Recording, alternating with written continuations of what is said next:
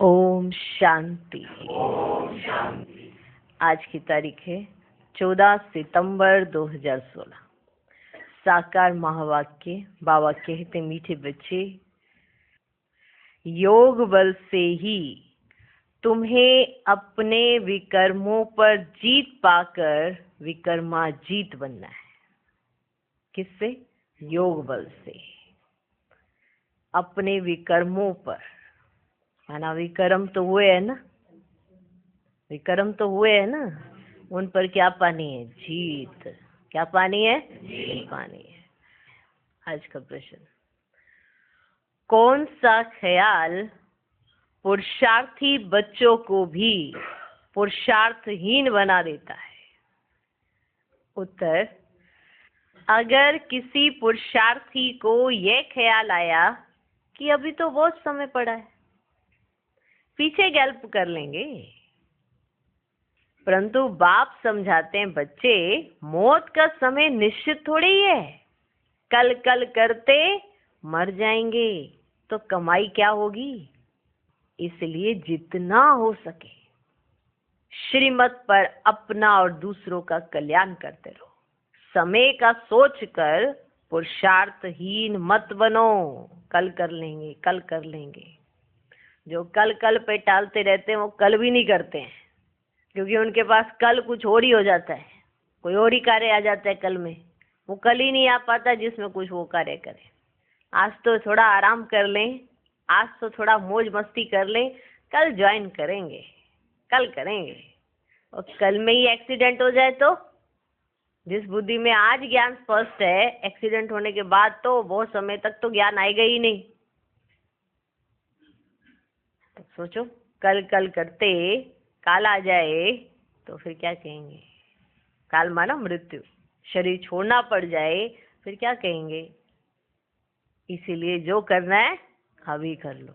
श्रीमत पर अपना और दूसरों का कल्याण करो। समय का सोचकर पुरुषार्थहीन मत बनो।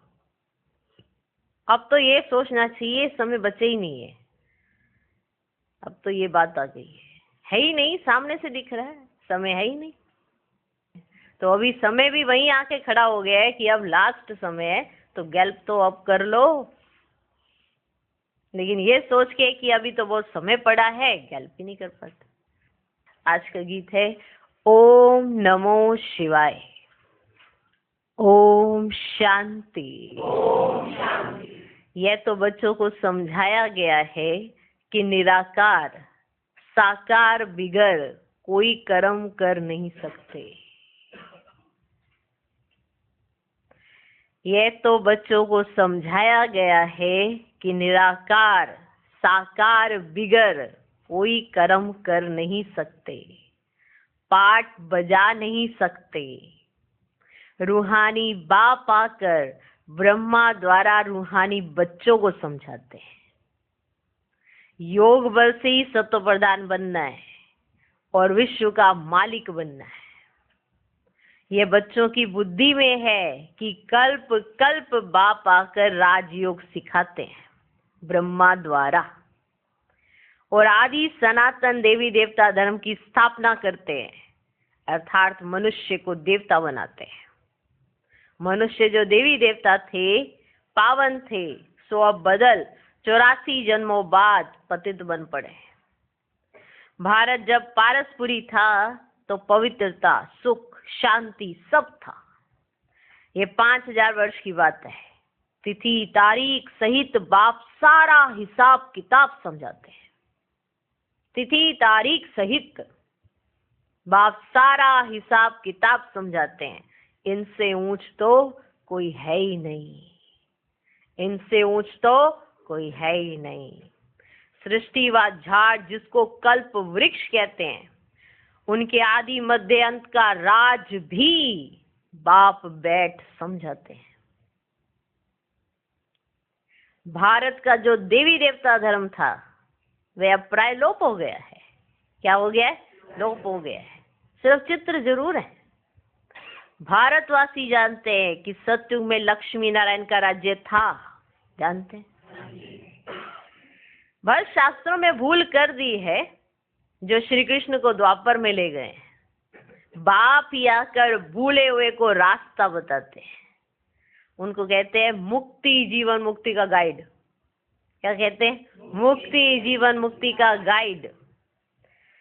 सर्व को मुक्ति जीवन मुक्ति देने वाला एक ही है। भारत जब जीवन मुक्त है तो बाकी सब आत्माएं मुक्ति धाम में है, इसलिए उनको मुक्ति जीवन मुक्ति दाता कहा जाता है। रचयिता एक ही है, सृष्टि भी एक ही है, वर्ल्ड की हिस्ट्री ज्योग्राफी भी एक ही है जो रिपीट होती है। सतयुग, त्रेता, द्वापर, कलयुग, फिर होता है संगम युग। कलयुग है पतित, सतयुग है पावन। सतयुग होगा तो पहले जरूर कलयुग का विनाश होगा।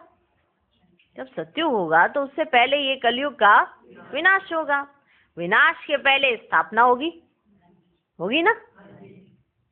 सतयुग में स्थापना नहीं होगी। ऐसा तो नहीं कि सतयुग में जाके उस चीज की स्थापना होगी, नहीं, सतयुग में तो स्थापना नहीं होगी। भगवान आएगा तब जब पति दुनिया को पावन बनाना है। अब बाप सहज युक्ति बताते हैं कि देह सहित दे के सब संबंध तोड़, देही अभिमानी बन बाप को याद करो। क्योंकि ये पता रहना चाहिए ना कि हम सच में हैं क्या, हम आत्मा हैं। ये तो टेम्परेरी चोला लेकर पार्ट प्ले कर रहे हैं। इसको छोड़ देंगे तो जिनके साथ आज पार्ट प्ले कर रहे हो वो अपना पार्ट प्ले करेंगे, आप कहीं और जाके पार्ट प्ले करेंगे। ना पीछे का कुछ याद आना है, ना आगे का कोई विचार चलना है। फिर भी आज हम सारा समय इन्हीं चीजों में दे रहे हैं। जो हम ओरिजिनल में है उसके लिए हम कुछ कर ही नहीं रहे। ठीक है, भगवान आएगा तब तो पति दुनिया को पावन बनाएगा। अब बाप सहज युक्ति बताते हैं कि देह सहित दे के सब संबंध तोड़, माना बुद्धि से तोड़ो। ऐसे तोड़ के भागना नहीं है कहीं, हम छोड़ के भागते नहीं है। बाबा ने सिखाया नहीं, देखो बाबा ने रहकर बुद्धि से न्यारा रहना सिखाया ताकि बुद्धि हमारी बाप के साथ रहे। हम दुनिया में छोड़ के भागेंगे कहाँ? हर जगह तो कोई ना कोई है। सन्यासी सिर्फ घर बार छोड़कर जाते तो दुनिया में कहीं और किसी ना किसी ठिकाने पे तो है। हमें तो बुद्धि से सारी दुनिया का त्याग करना है। देखो बाबा ने कितनी सहज युक्ति बताई है कि तुम्हें देही अभिमानी बनना है और बाप को याद करना है। बाप है भक्तों को फल देने वाला, भक्तों को ज्ञान देते हैं पावन बनने के लिए। आपने पावन बनना है तो आपको ज्ञान दिया जाता है। सबको पावन बनाने वाला है योग। योग से ही पावन बनेंगे। ज्ञान सागर मुख से आकर ज्ञान सुनाते हैं। ज्ञान सागर मुख से आकर ज्ञान सुनाते हैं, पतितों को पावन बनाते हैं। इस समय सब आत्माएं पतित बनी हुई है, इसलिए बाप को बुलाते हैं, क्योंकि बाप बिगड़ तो कोई पावन बना न सके। अगर पतित पावनी गंगा है तो फिर पतित पावन सीताराम कहकर क्यों बुलाते हैं? अगर पतित पावनी गंगा है तो पतित पावन सीताराम कहकर क्यों बुलाते हो? बुद्धि कहती है कि परम पिता परमात्मा जरूर फिर नई दुनिया की स्थापना और पुरानी दुनिया के विनाश के लिए आएगा। बुद्धि कह रही है ये बात, यानी अंदर से कॉन्शियस सबकी अलाउ करती है कि ऐसा होगा जरूर। जिस हिसाब के हालात दिखाई दे रहे हैं अंदर से सब मानते हैं कि ऐसा होगा जरूर, है ना। कल्प वृक्ष की आयु भी होती है। जो चीज जड़ जड़ी भूत हो जाती है उनको ही तो तमो प्रधान कहते हैं, न्यू वर्ल्ड नहीं कहेंगे। ये आयरन एज्ड वर्ल्ड, ये सब बातें बुद्धि में बिठाई जाती हैं औरों को समझाने के लिए। अब हम सुन रहे हैं, बुद्धि में बिठा रहे हैं, किस लिए? औरों को समझाने के लिए। घर घर संदेश देना है। ऐसे नहीं कहना है कि परमात्मा आया है, डायरेक्ट ऐसे नहीं बोलो। पहले प्रूफ करो क्यों आएगा, कैसे आएगा, क्या आके करेगा, फिर वो बोलेंगे। ऐसे तो उन्हें आना चाहिए, फिर बोलो हाँ वो आया हुआ है। युक्ति से समझाना है। बोलो दो बाप है ना, एक लौकिक और पारलौकिक। अगर कुछ भी होता है तो क्या लौकिक बाप को याद करते हो? किसको याद करते हो? पारलौकिक को ही ना। कोई भी होता है तो वो किसको याद करते हैं? पारलौकिक को ही। तो ये जो बनी हुई है ये दुनिया की रस्म, ये यूं ही तो नहीं बन गई, कुछ तो आके किया है। तभी तो आज दिन तक गायन है उस भगवान का। चाहे कोई भी फील्ड की आत्माएं हो, चाहे साइंस वाले हों, राजनीति वाले हों, कहीं के भी हों, सब परमात्मा को तो मानते हैं, वजूद तो है। अब उनका ऐसा वजूद और इतना मानना, और इतना मानने की आधार क्या है? कोई तो कारण होगा, कभी तो आए होंगे जो उन्होंने ऐसा कुछ किया जिसके आधार पर आत्माओं में ये फिक्स हो गया कि परमात्मा के अलावा कोई नहीं कर सकता। आज भले किसी को समृद्धि नहीं आ रही है, सबको इमर्ज नहीं हो रहा है, लेकिन आत्मा के अंदर ये फिक्स तो है। जैसे आत्मा शरीर के अंदर आती है, जैसे खाना फिक्स है इस शरीर के लिए, इसी तरह से आत्मा के अंदर ये फिक्स है कि मेरा बाप कौन है, लेकिन इमर्ज नहीं है। फिक्स तो है। ऐसे हर आत्मा शरीर तो धारण करती है, तभी तो पार्ट प्ले करती है। अब कोई कहे इस आवागमन से छूटना है, छूट गए तो आत्मा पार्ट ही नहीं है। ऐसी तो कोई आत्मा ही नहीं है जिसका पार्ट ना हो। डायरेक्ट परम पिता परमात्मा का पार्ट है, तो आत्माएं कहां से छूटेंगी? तो ये सब बातें बुद्धि में बिठाई जाती हैं औरों को समझाने के लिए। घर घर संदेश देना है, ऐसे नहीं कहना है कि परमात्मा आया, युक्ति से समझाना है। बोलो दो बाप है, लौकिक और पारलौकिक। दुख के समय पारलौकिक बाप को ही याद किया जाता है। सुख धाम में कोई परमात्मा को याद नहीं करता। जब सुख धाम है, जब पूरा सुख ही सुख है, तो परमात्मा को कोई याद नहीं करता। सतयुग लक्ष्मी नारायण के राज्य में सुख, शांति, पवित्रता सब कुछ था। बाप का वर्षा मिल गया, फिर पुकारे क्यों? जब सतयुग आ गया, सुख, शांति, पवित्रता सब कुछ है, तो फिर भगवान को क्यों पुकारेंगे? आप खुद सोचो, लौकिक में भी कोई भी समस्या होती है तो भगवान की तरफ देखते हैं, यानी दुख में ही परमात्मा की याद आती है। तो जब सुख धाम है तो परमात्मा को पुकारेंगे कैसे? इसलिए सतयुग में लक्ष्मी नारायण तो पुकारते नहीं है। बाप ने दुख के लिए दुनिया नहीं रची। बाप का वर्षा मिल गया तो फिर तो पुकारे क्यों? वहां तो सुख ही सुख है। कहाँ? सतयुग में, स्वर्ग में क्या है? सुख ही सुख है। बाप ने दुख के लिए दुनिया नहीं रची। ये बना बनाया खेल है। जिनका पाठ पिछाड़ी में है, 2-4 जन्म लेते हैं, बाकी समय शांति धाम में रहेंगे। बाकी खेल से कोई निकल जाए ये तो हो ही नहीं सकता। 1-2 जन्म लिया, बाकी समय जैसे मोक्ष है, आत्मा पाठधारी तो है। जो आत्मा का रोल है वो है पाठ बजाने का। तो जितनी भी आत्माएं परम धाम में है, पाठ तो बजाएंगी बजाएंगी। अब कोई सोचे मेरा पार्ट ही ना हो तो फिर वो आत्मा ही नहीं होगी, वो चीज ही नहीं है ना। आत्मा जो है वो एक छोटी सी बिंदी है, उसके अंदर ये पार्ट नूंदा हुआ है कि वो है, उसका वजूद है, तो उसको पार्ट प्ले करना है। ऐसी कोई परम धाम में चिपकी हुई आत्मा नहीं है जो पार्ट प्ले ही ना करे।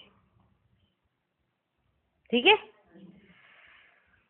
तो ये बना बनाया खेल है। जिनका पाठ पिछाड़ी में है, 2-4 जन्म लेते हैं, बाकी समय तो शांति धाम में, तो वो जैसे कि मोक्ष ही है। आत्मा पाठधारी तो है। कोई का ऊंचा पाठ है, कोई का कम। गाया हुआ है ईश्वर का अंत कोई पा ना सके। जैसे कोई आकाश का, समुद्र का, इसका पोलार का, ये कोई अंत नहीं पा रहा है ना। हाँ, धरती का अंत नहीं पा रहा है ना, ये तो फिर ईश्वर है। विचार करने वाली बात है।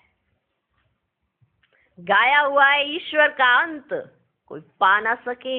ईश्वर ही आकर रचयिता और रचना के आदि मध्य अंत का राज समझाते हैं।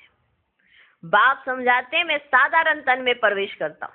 मैं जिस तन में प्रवेश करता हूं, ये अपने जन्मों को नहीं जानते हैं। मैं इनके 84 जन्मों की कहानी सुनाता हूं। कोई भी पार्ट चेंज नहीं हो सकता। ये बना बनाया खेल है। ये किसकी बुद्धि में बैठता ही नहीं। बुद्धि में तब बैठे जब पवित्र होकर समझें। अच्छी रीति समझने के लिए 7 रोज भट्टी में पढ़े। भागवत आदि भी 7 रोज रखते हैं ना। कोई 7 दिन में अच्छी रीति समझ लेते हैं, कोई तो कह देते हैं हमारी बुद्धि में कुछ भी नहीं बैठा। कोई तो बहुत अच्छी तरह से समझ जाते 7 दिन के अंदर ही, और कोई कहते हैं हमारी बुद्धि में कुछ भी नहीं बैठा। ऊंच पद नहीं पाना होगा तो बुद्धि में कैसे बैठेगा? जिसने उच्च पद पाना है उसकी बुद्धि में तुरंत बैठ जाएगा, एकदम स्पष्ट हो जाएगा। जिसने उच्च पद नहीं पाना है, लास्ट में 1-2 जन्म ऐसे लेने हैं या लास्ट में ही आना है उन्होंने जन्मों में, तो उनकी बुद्धि में कैसे बैठेगा। अच्छा, फिर भी कल्याण तो हुआ ना, प्रजा तो ऐसी ही बनती है। बाकी राज्य भाग्य लेने में मेहनत है। अब आपको राजा बनना है तो मेहनत तो करनी पड़ेगी कि नहीं। बाप को याद करने से भी कर्म विनाश होंगे, अब करो व ना करो, परंतु बाप का डायरेक्शन है। प्यारी वस्तु को याद किया जाता है ना, जो सबसे प्यारी होती है उसकी याद सह जाती है ना। भक्ति मार्ग में भी कहते हैं कि हे पतित पावन आओ, अब मिला है ना, अब मिला है। कहते हैं मुझे याद करो तो कट तुम्हारी उतर जाएगी। बादशाही ऐसे ही थोड़े मिल जाएगी, बादशाही ऐसे ही थोड़े मिल जाएगी। याद में ही तो थोड़ी मेहनत है। बहुत याद करने से ही कर्मातीत अवस्था को पा लेते हैं। पूरा याद ना करने से विकर्म विनाशी नहीं होंगे। योग बल से ही विकर्माजीत बनना है। लक्ष्मी नारायण इतने पवित्र कैसे बने, जबकि कलयुग के अंत में कोई भी पवित्र नहीं है। जबकि कलयुग के अंत में कोई भी पवित्र नहीं है, तो लक्ष्मी नारायण इतने पवित्र कैसे बने। इस समय गीता ज्ञान का एपिसोड रिपीट हो रहा है। शिव भगवान वाच, भूलें तो सबसे होती रहती हैं, मैं आकर सबको अभूल बनाता हूँ। भारत के जो भी शास्त्र हैं ये सब है भक्ति मार्ग के। बाप कहते हैं मैंने जो कुछ कहा था वे किसको भी पता नहीं है, सब भूले हुए हैं। मैंने जो कुछ कहा था वो किसको भी पता ही नहीं है। जिन्होंने मेरे द्वारा सुना उन्होंने 21 जन्मों की प्रारब्ध पाई, फिर ज्ञान प्राय लोप हो जाता है। तुम ही चक्कर लगाए फिर ये ज्ञान सुन रहे हो, तुम ही चक्कर लगाकर फिर से ये ज्ञान सुन रहे हो। तुम जानते हो हम सैपलिंग लगा रहे हैं मनुष्य से देवता बनाने का। यह है दैवी झाड़ का सैपलिंग। वो लोग तो उन झाड़ों का कलम लगाते रहते हैं, बाप आकर कंट्रास्ट बताते हैं ना, देखो वो सैपलिंग एक तुम्हारा सैपलिंग, तो कंट्रास्ट बताते हैं ना बाबा। तुम दिखाते भी हो कि उन्हों का क्या प्लान है और तुम्हारा क्या प्लान है। वह फैमिली प्लानिंग करते हैं कि दुनिया बढ़े ही नहीं। बाप तो बहुत अच्छी रीति ये बात बताते हैं कि अनेक धर्म विनाश हो जाएंगे और देवी देवता धर्म की फैमिली स्थापन हो जाएगी। सत्युग में एक ही आदि सनातन देवी देवता धर्म की फैमिली थी, सुना। वो फैमिली प्लानिंग करते रहते हैं और तुम्हारी प्लानिंग देखो कैसी है। देखो समय अपनी प्लानिंग करता है, ड्रामा के अंदर अपनी प्लानिंग है और इंसान अपनी प्लानिंग करता है। हर तरफ प्लानिंग चलती है। वो फैमिली प्लानिंग कर रहे और बाबा दुनिया की प्लानिंग कर रहे। कैसे मेरे बच्चे माना सदा सुखी रह सकते हैं। अब इतने सारे बच्चे एक साथ उतर जाएंगे तो सुखी तो नहीं होंगे, कोई इधर से खींचेगा कोई इधर से खींचेगा। तो इसीलिए वही उतरते हैं जो संस्कारी होते हैं, देवी देवता कुल की आत्माएं होती हैं। ऐसे माना ये कलयुग में जो लड़ाई झगड़ा करते हैं जो इस संस्कारों के होते हैं वो थोड़ा सतयुग में उतर जाएंगे। वहां भी क्या हड़गम मचाना है। ऐसे जिनके अंदर शांति होती है, यानी एकदम रॉयल्टी जिसके अंदर होती है, तो संगम पर देखा जाता है ना। और वही रॉयल्टी संगम पर बाबा हमको प्रैक्टिकल सिखा रहे हैं। तो जब हम ये धारण कर लेते हैं तो हम सत्युग की आत्मा बन जाते हैं, माना वहां पर आने के लिए लायक हो जाते हैं। पासपोर्ट मिल जाता है कि वहां जा सकते हैं। ये समझा। इस समय भारत में देखो कितनी फैमिलीज हैं। सत्युग में एक ही आदि सनातन देवी देवता धर्म की फैमिली थी और अनेक फैमिलियां थी नहीं। इस समय भारत में देखो कितनी फैमिलीज हैं। Gujarati family, Sikh family. वास्तव में भारत की एक ही फैमिली होनी चाहिए। बहुत फैमिली होंगी तो जरूर खिटपिट होगी, फिर सिविल वार हो जाती है, माना आपस में लड़ाई झगड़ा हो जाता है ना। फैमिली में भी सिविल वार हो जाती है। जैसे क्रिश्चियन की आपस में फैमिली है तो उन्हों में भी 2 भाई आपस में नहीं मिलते। क्रिश्चियंस के 2 भाई आपस में नहीं मिलते, फ्रैक्शंस हो जाती है। पानी भी बांटा जाता है। सिख धर्म वाले समझते हैं हम अपने धर्म की फैमिली को जास्ती सुख देवे, तो वो सिख धर्म की जो भी होंगे उन्हों को सपोर्ट करेंगे ताकि वो उनकी फैमिली को जास्ती सुख देवे। रग जाती है ना, माथा मारते रहते हैं। जब अंत का समय आता है ना तब आपस में लड़ने लग पड़ते हैं। जब अंत का समय आता है तो फिर आपस में ही लड़ पड़ने लगते हैं। विनाश तो होना ही है। ढेर बॉम्ब्स बनाते रहते हैं। बड़ी लड़ाई जब लगी थी ना तो 2 बॉम्ब्स छोड़े थे, 2 बॉम्ब्स ही छोड़े थे। अभी तो ढेर बनाए हैं। समझ की बात है ना, तुमको समझाना है कि ये वही महाभारत लड़ाई है। बड़े बड़े लोग भी कहते हैं अगर लड़ाई को बंद नहीं किया तो सारी दुनिया को आग लग जाएगी। तुम जानते हो आग तो लगनी ही है। तुम जानते हो ये बात, क्या आग तो लगनी ही है। माना बंद नहीं किया जा सकता ना। हर एक के विचार अलग अलग हैं, हर एक के संस्कार अलग अलग हैं। अब एक को चुप कराओ दूसरा खड़ा हो जाता है, इधर से दूसरे को चुप कराओ फिर तीसरा खड़ा हो जाता है, तीसरे को चुप कराओ। ऐसे माना कार्टून शो चल रहा है। पर लड़ाई तो फिर लगनी ही है। बाप आदि सनातन देवी देवता धर्म की स्थापना करते हैं। राजयोग है ही सतयुग का। जो देवता धर्म प्राय लोप हो गया है वे फिर स्थापन करते हैं। अब कलयुग है, इनके बाद सतयुग चाहिए। अब कलयुग विनाश के लिए यह महाभारी महाभारत लड़ाई है। ये सब अच्छी रीति धारण कर समझाना है, क्योंकि मनुष्य है आसुरी संप्रदाय, इसलिए खबरदारी रखनी है। कल्प पहले मुआफिक जो विघ्न पड़ने होंगे वे पड़ेंगे जरूर। तुम्हें डरना भी नहीं है विघ्नों से, कभी घबराना भी नहीं विघ्नों से, क्योंकि कल्प पहले भी पड़े थे और फिर से पड़ेंगे जरूर। ये बना बनाया ड्रामा है। हम बांधे हुए हैं। याद की यात्रा कभी भूल नहीं जानी चाहिए। गीत है ना, रात के राही थक मत जाना। इनका अर्थ तो कोई समझ ना सके। रात पूरी हो दिन आने वाला है। आधा कल्प पूरा हुआ, अब सुख शुरू होगा। बाप ने मन मना भव का अर्थ भी समझाया है। सिर्फ गीता में श्री कृष्ण का नाम डालने से ना वे ताकत नहीं रही है। श्री कृष्ण को कभी सर्वशक्तिमान नहीं कह सकते हैं, वे तो पूरे 84 जन्म लेते हैं, इसीलिए गीता में वे ताकत भी नहीं रही है। अब हम सब मनुष्य मात्र का कल्याण कर रहे हैं। कल्याणकारी जो बनेगा उनको वर्षा मिलेगा। ठीक है, जो कल्याणकारी बनेगा उनको वर्षा मिलेगा। याद की यात्रा बिगड़ कल्याण हो ही न सके तो कहेंगे, आज जैसे बाबा ने कहा कल्याणकारी जो बनेगा उनको वर्षा मिलेगा, तो निकल पड़ेंगे कि हम कल्याणकारी बनेंगे, सबको सुनाने। वो एक रोल है। दूसरा क्या है? याद। अगर याद है तो सेवा है ना। याद और सेवा का बैलेंस चाहिए। ऐसा नहीं कि सेवा में इतने गुम हो गए कि याद करने का टाइम ही नहीं लगा। तो याद और सेवा का बैलेंस चाहिए। याद की यात्रा बिगड़ कल्याण हो ना सके। इस समय सब विपरीत बुद्धि है। कह देते परमात्मा सर्वव्यापी है। तुमको समझाना है कि वे तो बेहद का बाप है। बेहद के बाप से ही तो भारतवासियों को बेहद का वर्षा मिला है। भारतवासियों ने तो 84 जन्म नहीं है। अभी तुम प्रैक्टिकल में देखते हो कि ज्ञान तो तुम सुनते ही रहते हो। दिन प्रतिदिन तुम्हारे पास बहुत नए नए आते रहेंगे।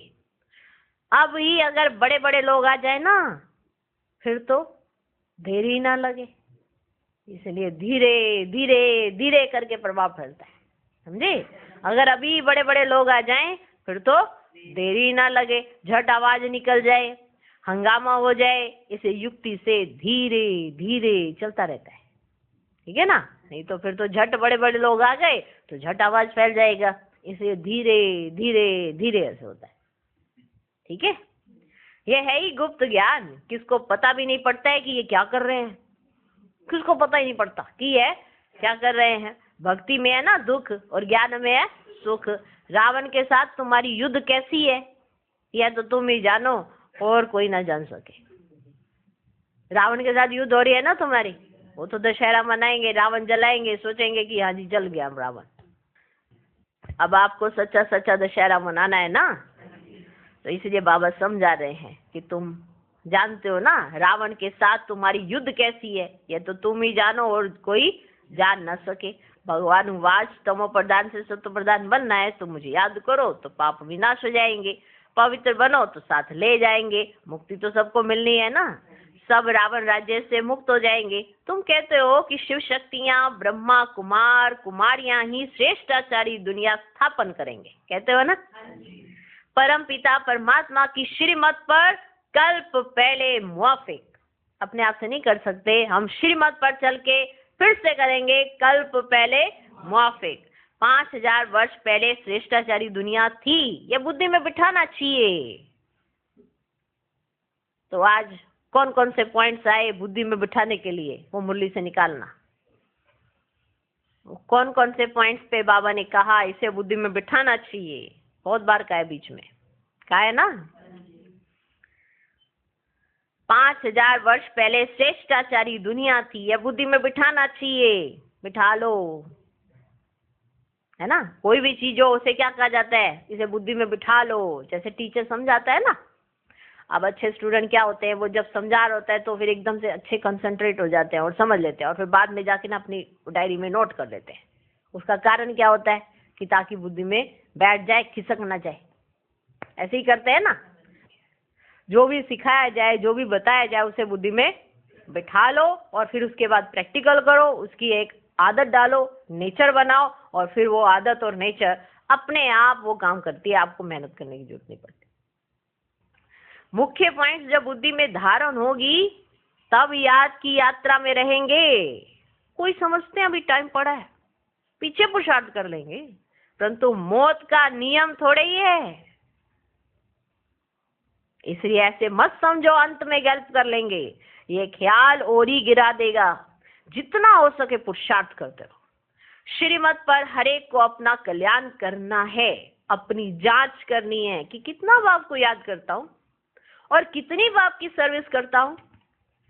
रूहानी खुदाई खिदमतगार तुम हो ना, तुम रूहों को सेल्वेज करते हो। रूह पति से पावन कैसे बने उसकी युक्ति बताते हैं। श्री कृष्ण को याद करने से विक्रम विनाश नहीं होंगे। वे तो प्रिंस था, उसने प्रारब्ध भोगी, उनकी महिमा की भी दरकार नहीं है। देवताओं की महिमा क्या करेंगे। हाँ, बर्थडे तो सब मनाते हैं, हाँ बर्थडे तो सब मनाते हैं, ये कॉमन बात है। बाकी उन्होंने क्या किया, सीढ़ी तो उतरते ही आते हैं ना। अच्छे व बुरे मनुष्य तो होते हैं, बाकी हर एक का पार्ट अपना अपना है, समझे। अच्छे व बुरे मनुष्य तो होते ही हैं। इस वर्ल्ड ड्रामा के अंदर ऐसे ही है। कई मनुष्य इतने अच्छे, माना बिना ज्ञान लिए ही अच्छे, और ज्ञान में आए तो और अच्छे, फिर अचानक से उनके संस्कार पता नहीं क्या बिगड़े, कुछ और ही हो गए। तो कुछ तरह तरह के कई मनुष्य इतने बुरे कि ज्ञान क्या कुछ भी, उन्हें कोई सेंस नहीं। कहीं ऐसे भी होते। तो ये हरेक का अपना अपना पार्ट है। आपको उसमें बुद्धि घुसाने की भी जरूरत नहीं कि ये बुराई क्यों है, वो ड्रामा में उसका पार्ट ही ऐसा है ना। ये अपने आप को शांत करने वाले पॉइंट है, समझे समझे। किस पॉइंट को कहाँ पे कब लगाना है, इसकी भी क्या चाहिए, क्या चाहिए, बुद्धि। खुद के लिए पुरुषार्थहीन होने के लिए ये पॉइंट्स नहीं लगाने हैं। कर लेंगे कर लेंगे, ठीक है, करना ही है ये पॉइंट्स अपने लिए, ठीक है। श्री कृष्ण को याद करने से भी कर्म विनाश नहीं होंगे। वे तो प्रिंस था, उसने प्रारब्ध भोगी, उनकी महिमा की दरकार भी नहीं है, उनकी महिमा की भी दरकार नहीं। यहाँ बाबा के कहने का अर्थ है कि उस तरह से उनकी महिमा नहीं की जा सकती कि वो भगवान है, ठीक है ना। देवताओं की महिमा क्या करेंगे। हाँ, बर्थडे तो सब मनाते हैं, ये कॉमन बात है। बाकी उन्होंने क्या किया, सीढ़ी तो उतरते ही आते हैं। अच्छे व बुरे मनुष्य तो होते हैं, हर एक का पार्ट अपना अपना है। यह है बेहद की बात। मुख्य टालियां गिनी जाती हैं, बाकी पत्ते तो अनेक हैं। क्या गिनी जाएंगी, टालियां, बाकी पत्ते तो अनेक हैं। उनको कहाँ तक तुम गिनती करते रहेंगे। बाप समझाते रहते, बच्चे मेहनत करो, सबको बाप का परिचय दो, तो बाप से बुद्धियो जुट जाए। बाप कहते सभी को कहो, पवित्र बनो तो मुक्तिधाम में चले जाएंगे। दुनिया को थोड़ी पता है कि महाभारत लड़ाई से क्या होगा। ये यज्ञ रचा है क्योंकि नई दुनिया चाहिए। हमारा यज्ञ पूरा होगा तो सब इस यज्ञ में 100 होना है। अच्छा, मीठे मीठे सिकिलधे बच्चों प्रति माता पिता बाप दादा का याद प्यार और गुड मॉर्निंग। रूहानी बाप की रूहानी बच्चों को नमस्ते। हम रूहानी बच्चों की भी रूहानी बाप को नमस्ते नमस्ते नमस्ते। Good morning good morning good morning. धारणा के लिए मुख्य सार। पहला पॉइंट, सच्चा सच्चा खुदाई खिदमतगार बन सभी रूहों को सेल्वेज करने की सेवा करनी है, सबका कल्याण करना है, सबको बाप का परिचय देना है। दूसरा पॉइंट, प्यारे से प्यारी वस्तु माना बाबा को प्यार से याद करना है। बने बनाए ड्रामा पर अटल रहना है, विघ्नों से घबराना नहीं है। आज का वरदान, सहयोग को नेचर और नेचुरल बनाने वाले हर सब्जेक्ट में परफेक्ट भाव। जैसे बाप के बच्चों, इसमें कोई परसेंटेज नहीं है। ऐसे निरंतर सहयोगी व योगी बनने की स्टेज में अब परसेंटेज खत्म होनी चाहिए, नेचुरल और नेचर हो जानी चाहिए। जैसे कोई की विशेष नेचर होती है, उस नेचर के वश ना चाहते भी चलते रहते हैं, ऐसे यह भी नेचर बन जाए।